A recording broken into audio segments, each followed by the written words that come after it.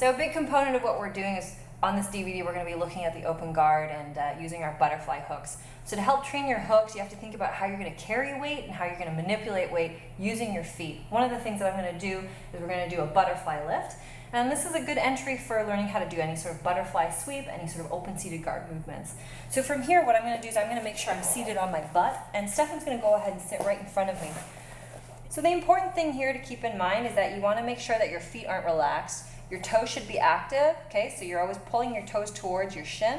You don't want to have them relaxed, or worse yet, ballerina toes.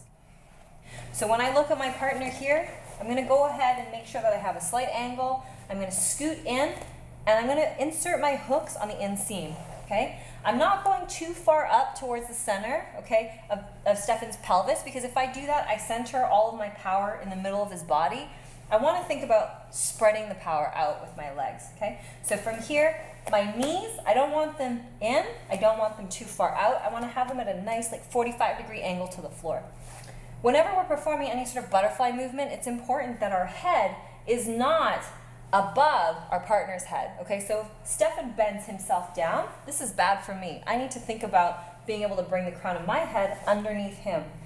As a result of that, in the gi, we're gonna wrap around, grab your partner's gi or the back of their belt. If it's no gi, you can either go double underhooks or wrap your arms and do a grip behind the back. And from here, the idea is I'm gonna scoop my butt in so I get underneath Stefan's hips.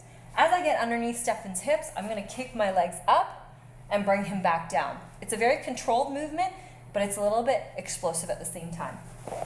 So from here, I'm going to scoot in, lift up, come back up.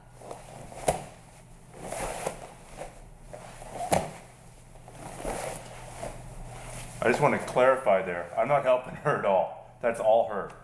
So how much of that momentum comes from your popping your hips in? Like if you start with your hips in tight, that'd be much harder, right? Yeah, it's really difficult. If you start with your hips too far out and you just think that you're going to pull your partner on top, it's not going to work. Stefan's base is really already over his feet. He's not moving. So the way I need to unbalance my partner is by using this timing and this momentum to scoop my butt underneath his hips. This is what's starting to bring him forward, right? Again, if I start too close, I trap my legs and I have no spring here.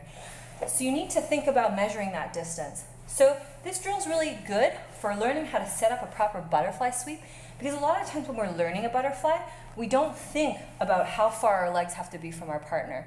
I know I had a lot of trouble learning it because I often started a bit too far back or too close. So use this drill to help gauge that distance.